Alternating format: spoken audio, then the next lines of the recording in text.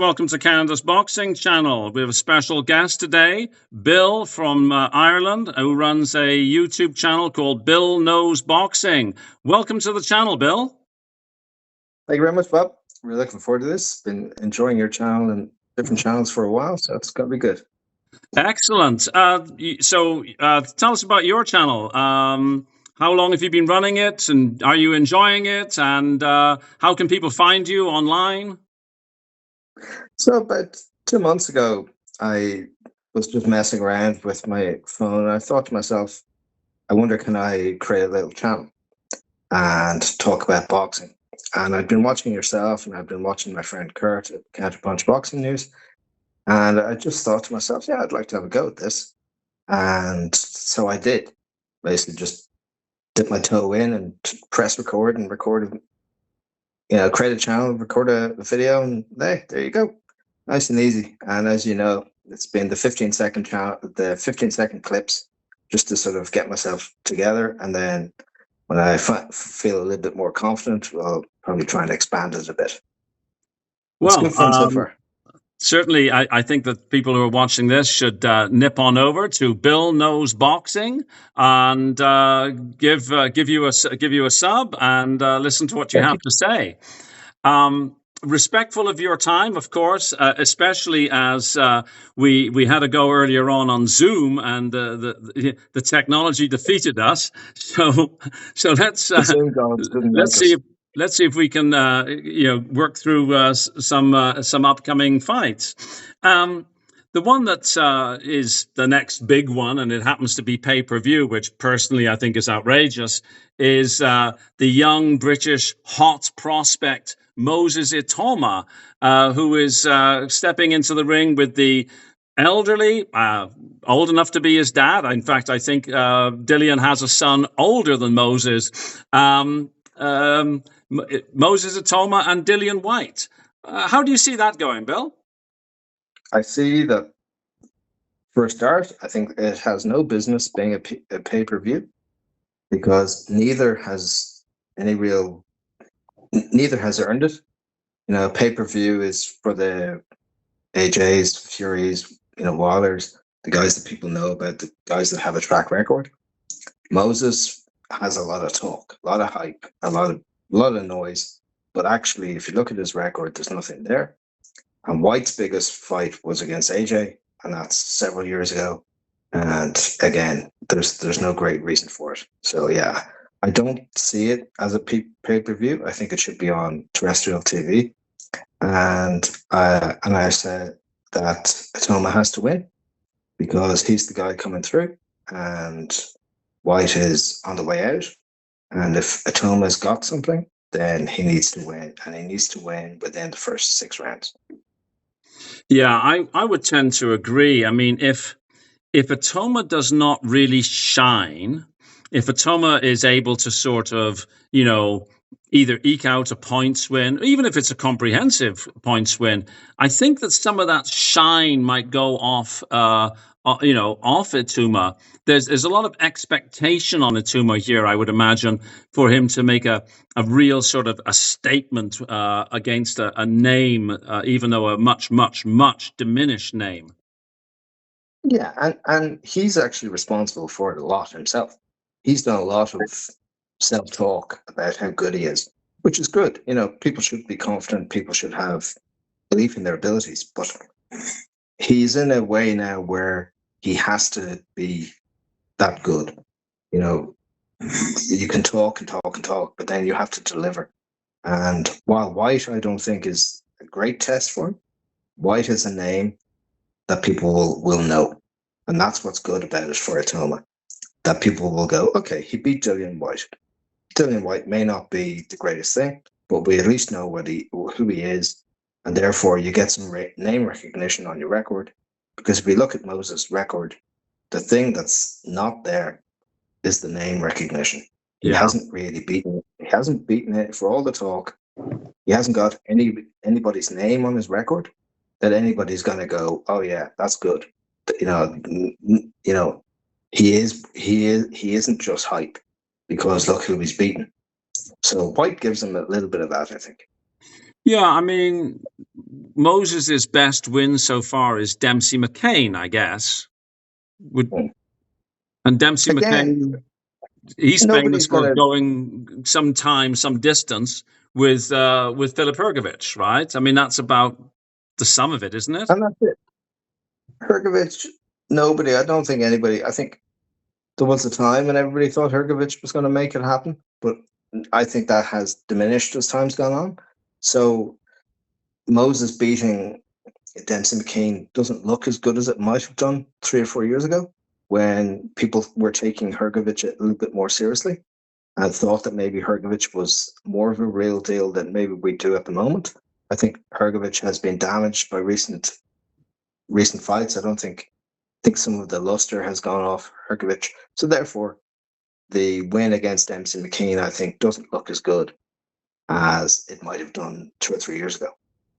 Yeah, I mean, the thing with Hergovich, he he was lauded by many as the heir apparent, but of course, you know, a questionable decision over Zhang, and then of course, you know that loss against Dubois has sort of tarnished Hergovich's reputation a bit, hasn't it? Absolutely. And that's the thing. You're only as good as your last results. And his last couple of results, I don't think are really all that impressive. So therefore, people are thinking less about Hergovich than they did. And I think then the Dempsey McCain win doesn't help Moses in the way that it might have done because people will have heard of Dempsey McCain, but nobody's really like, oh, well, you've beaten Dempsey McCain. So therefore you deserve to be taken seriously or you're in the mix. I don't think beating Dempsey McCain puts you in the mix. And I think that's where Moses has his biggest problem is that he is doing a lot of talking. His team are doing a lot of talking. But if you look at his record, there's no substance to his record. And even an uppercut win against Dillian White, I don't think really does it because everybody knows Dillian White has a fragility when it comes to an uppercut. So, you know, Moses needs to get busy with names that people actually know about, and that will help him down the road. But I think for now, you know, he should beat Dillian White, and he should beat Dillian White convincingly, and maybe then fight Hergovich, because Hergovich is another guy that likes to talk about how good he is, and that could be that could be a good fight, and that might be a fight that people start to take Moses a bit more seriously. Yeah, I mean, we've got Moses and Dillian as the headline, and then on the undercard we've got Philip Hergovich and David Adelaide. I would quite like to see Moses fight the winner of Hergovich and Adelaide. I would expect Hergovich to win against Adelaide. What are your thinkings about I Adelaide and think Hergovich? I think Adelaide is a British level, British champion level fighter, but I don't think he's necessarily an elite level fighter. Hergovich definitely believes that he is an elite level fighter. So I think that if it came to be that it was ITAUMA versus the winner of that fight, so if it was Adelaide, I don't think Moses gets a lot of bounce from beating Adelaide. But if it was Hergovich, I think he gets some bounce from beating Hergovich because Hergovich has a bigger profile. People, even casuals, know who Philip Hergovich is, and they know what he's about. So that gives Moses something to say. Say, well, you see, it's not just hype. I have proven something. I have delivered. So I think that that's where it needs to be. So that could be a good fight because they both need to. Moses needs to prove something, and Hergovich, if he's going to get back on the train, he needs to have win against somebody. And beating someone like Moses, who is the up and coming guy, would do Hergovich some good. You know, some people think that I'm sort of not a fan of Moses ITAUMA. What I say is it's too early for me to say whether I'm a fan or not. But I think that sometimes the hype that sort of primarily British, but also some American fighters get attached to them. In a way, it's sort of like undermines them. Like for a guy like me, if I see somebody super hyped up, I almost kind of lose interest in them. It's like, oh, you've told me too much already, and show me. Yeah. That's where I am with Moses. I think that, okay, people keep telling us how good he is, but now we need to see it. He needs to fight some people that have actually got a name that will actually prove something. Or you slow it right down and you say, look, the guy's only 20. There's really no rush. And why are we doing this? So you have to pick one of two ways with people like Moses ITAUMA.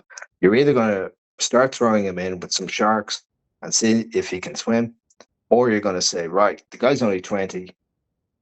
Boxing's a dangerous game. We want him to be around for a while. Therefore, we're going to be selective about who we put him in with, and we're going to build him up. Yeah. There is actually no reason. There's no reason to put him in with the big guys if he's not ready. There's the thing about being ready. Earn your shot. Be ready. Don't just talk. Like, I don't believe anybody could talk their way into a title fight. I think that we know that there are levels to boxing, and you need to actually prove it. You can't just go, oh, well, I believe I can beat Usyk, so therefore give me a shot, Yeah, I mean, I think sometimes this hype, it actually doesn't help the fighter. I think of another British fighter, Hamza Shiraz, a Riyadh season ambassador, and everybody talking about. And it seemed that it was almost too much pressure on him. That when he went in with Carlos Adames, he was being lauded as essentially all he had to do was get into the ring to win the title. And of course, we all know how that ended. Absolutely. And it's just so dangerous for fighters to believe, because you take on a sort of like a God complex almost, where you think that I just have to show up and like the guy's just going to crumble when I step in the ring. Like we've seen it with Fury, we've seen it with different people. Wilder believes it, Fury believes it. I just have to show up. Therefore, I almost don't even have to fight, because as soon as I get in the ring, the other guy's going to be so scared that he's gonna want to turn around and walk out. And we saw it this side of the Atlantic with Jared Anderson. I mean, Jared Anderson was hyped up. He was the next big thing coming out of the United States, and they put him in with Martin Bakole. And I immediately put money on Martin Bakole. But Jared Anderson was favorite going into that fight. Well, I think self-belief is a good thing, but self-delusion is a bad thing. Absolutely. And I think but the problem for Anderson is the fact that the Americans haven't had anybody for a while. So once they got somebody who was half decent, it was like, oh yeah, he's our guy. He's going to be the next guy from America who's going to do it.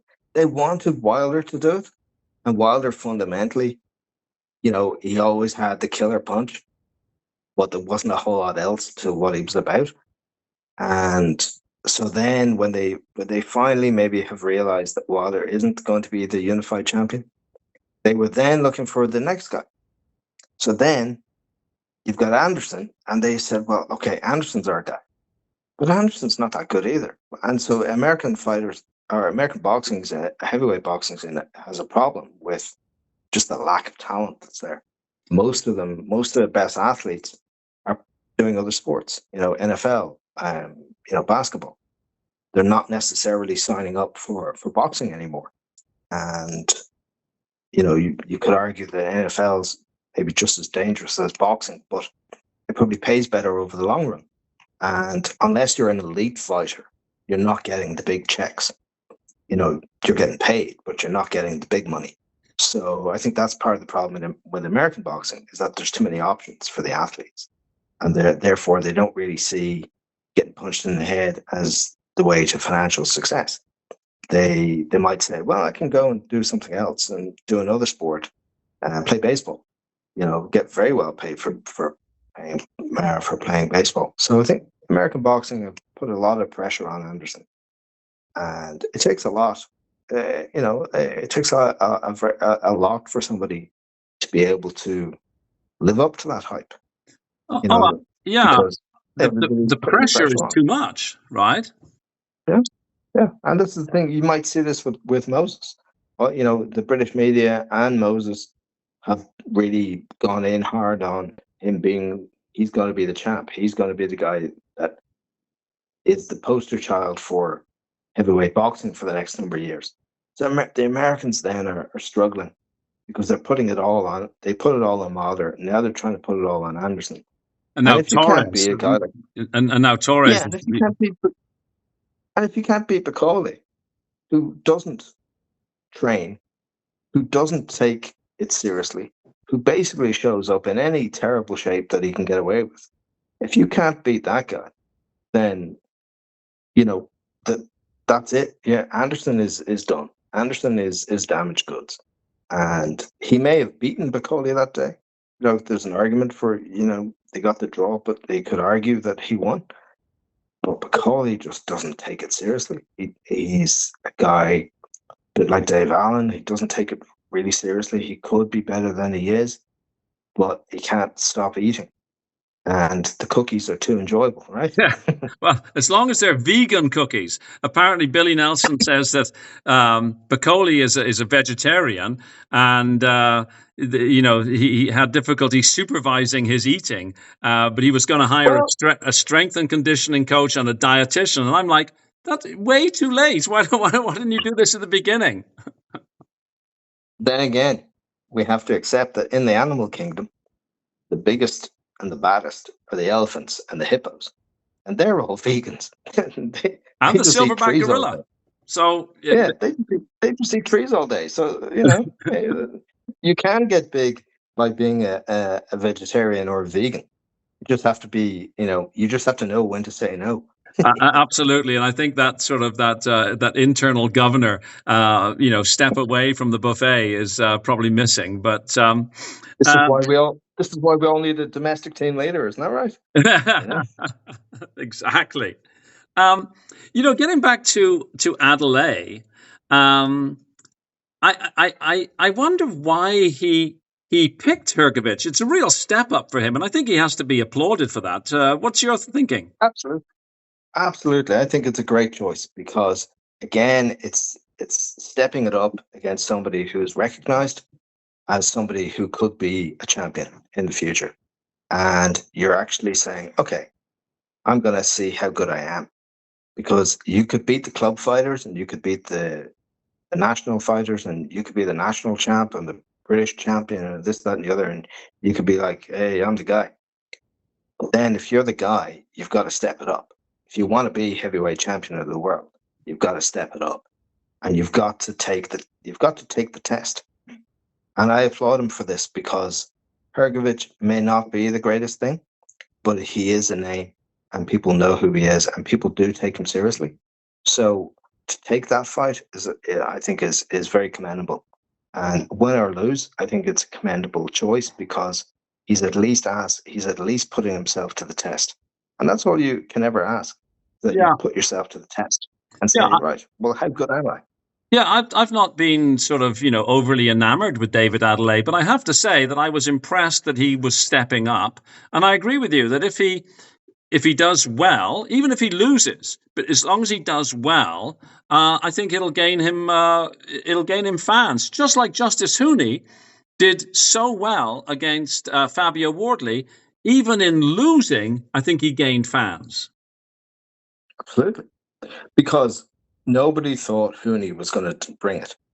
Everybody thought this was Wardley, just a hometown guy fighting at Portman Road. It was all set up for Wardley to look good. And then all of a sudden, Hooney comes along and says, okay, let's see. Let's test you. Let's see if you're really that good. And without the shot from him, without the Hail Mary shot, that sealed the deal.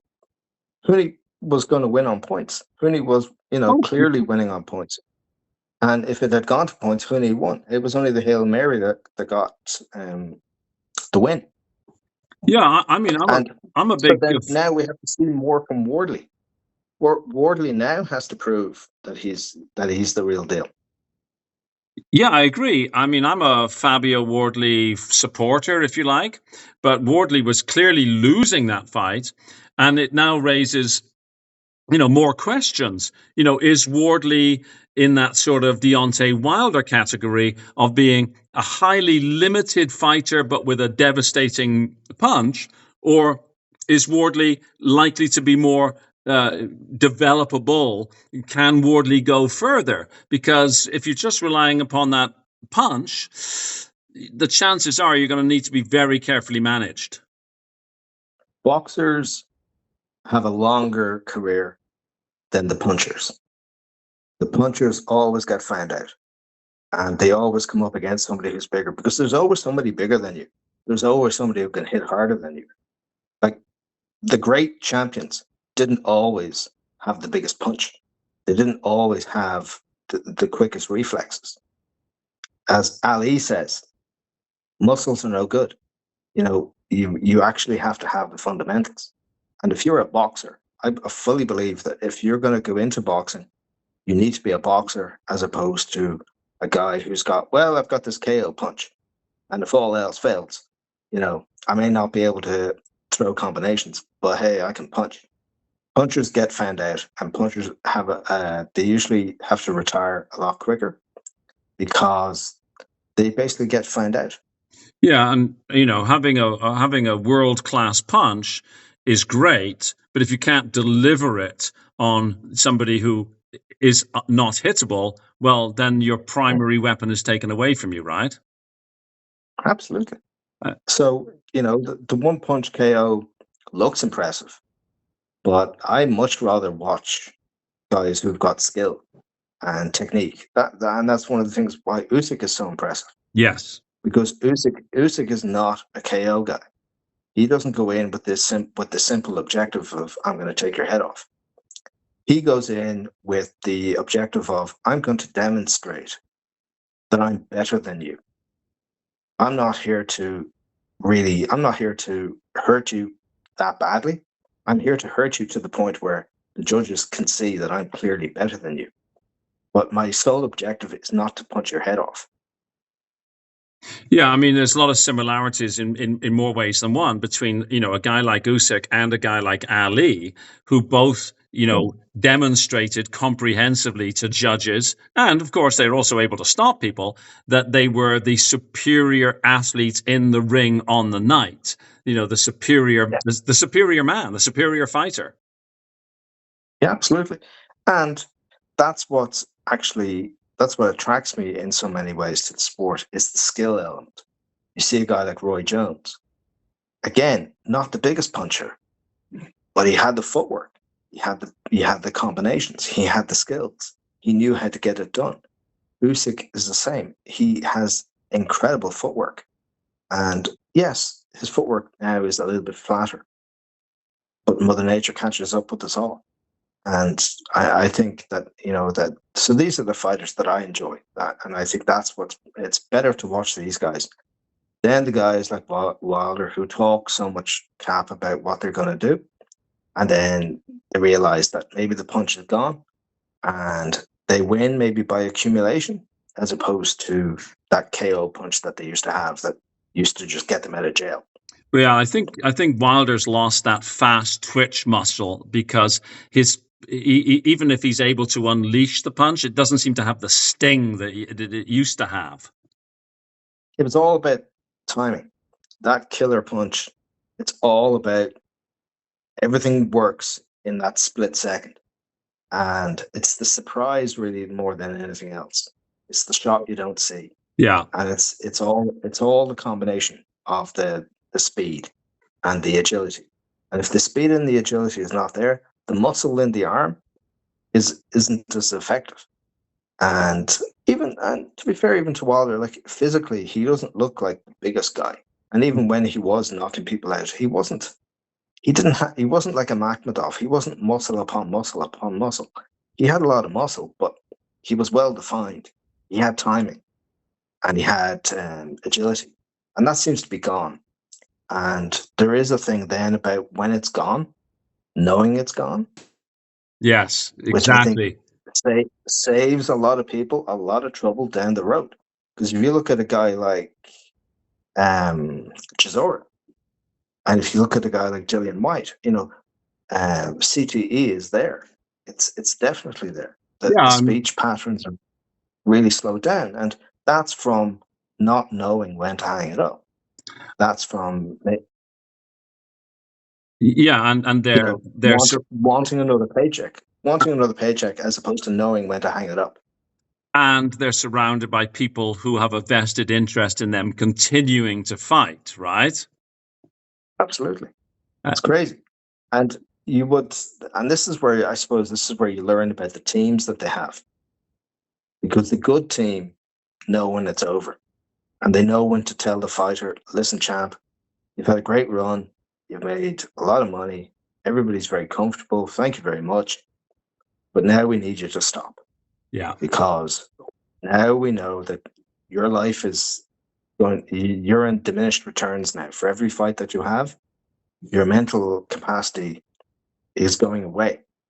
And we've all seen what happens to people when the mental capacity goes away. You saw Ali couldn't talk. Yeah. By the end of his life, he couldn't talk. And we saw it with Joe Frazier. We see it with Michael Spinks. I mean, Michael Spinks, it requires 24-hour care. And I don't think any of us want to see our favorite fighters, or even fighters that we disfavor. We simply are not interested in seeing people being permanently damaged as a result of providing what really is entertainment for us. Yeah, I mean, for example, one fighter I do not like is Tyson Fury. I always cheer against him if he's fighting, no matter who it's fighting. But at the same time, I don't want to see the guy, severely impaired, because that's not what it's about. It's not about that. It's about watching the skill. It's about admiring the skill and seeing, great boxing. But it's not about a desire to see such and such a fighter end up on a stretcher and being carried off to A&E. Because, for me and for you and for a lot of boxing fans, it's never about, seeing somebody getting laid out. It's more about the skill that they provide and the bravery that they provide. Yeah, I mean, I remember when I was watching Francis Ngannou, who in my view, had no business being in the ring with AJ. When AJ laid him out, I think myself and possibly many, the breath sort of caught in our throat, because, hey, this is not looking good. And then, of course, we're all pleased to see Francis Ngannou getting up and, seemingly fine. But for that split second, I think a lot of us went, oh my God, what have we just seen here? Yeah. And now I will say this, that I think that was Tyson Fury's fault, because Tyson Fury ducked a fight with Usyk in order to fight Ngannou. Yes. And, this is one of the problems with Fury, is that he seems to be able to make the rules. And that's a problem. I think boxing shouldn't be allowed to do that, because in many ways, Tyson Fury got Ngannou knocked out by AJ because he did this stupid exhibition fight, and to avoid fighting Usyk, then we had AJ versus Ngannou, and AJ wants to prove a point. AJ was like, well, I'm better. I think I'm better than Fury. I'll go in against the same guy. Yeah. And he went in against the same guy, and he absolutely obliterated him. Second round, bang, done. So, knockouts are not good for you, no matter what they say. Taking a knockout punch, it's not good. But that knockout punch was more down to Fury than anything else. AJ wanting to show that, I can dispose of a guy that Fury fought. I can do it quicker. And he did. Yeah. Now, you could say that for AJ down the road, that was maybe false confidence. Oh yes, it created maybe a false impression in AJ's mind of how much on the comeback he was, because when he stepped in with Dubois, although he seemed to have no game plan whatsoever against Dubois. I still shake my head at how he handled himself there. He got clipped early against Dubois. When they're shot, they always say AJ starts slow, and he got clipped early, and I think he was never there. And then in round 5, when he started to get it together, it was too late. Yeah. He was already starting to fatigue, and Dubois showed us what you can do against a fighter that has hands down. And coming back to what we were saying about Moses earlier, this hands down thing is a problem. Unless you've got cat-like reflexes, the hands down thing is going to catch you out. And AJ possibly went into that fight thinking, "Oh yeah, I know how to beat this kid. It's not going to be a problem." But 10 years older, 10 years more of miles on the clock, it doesn't matter. And I even know, after I turned 40, I felt different. Things are different now. When I'm 50, I feel different. So that 10 years between Dubois and AJ certainly mattered. Oh, absolutely. And AJ's casual approach to the fight definitely mattered. I think if AJ went in against Dubois, if he took it seriously, I genuinely believe AJ would beat Dubois if he took it seriously.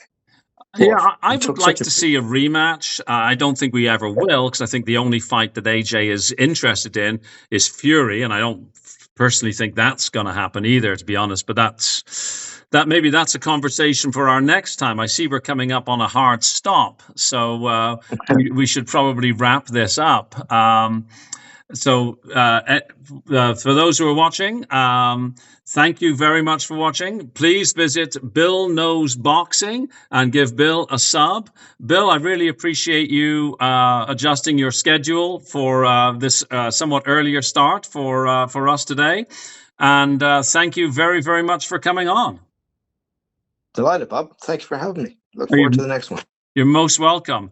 Okay, folks, thank you very much for watching. Please like, please share, please subscribe if you can, and we will see you on the next video. Thank you for watching. Cheers, everybody. Cheers, man. Bye-bye.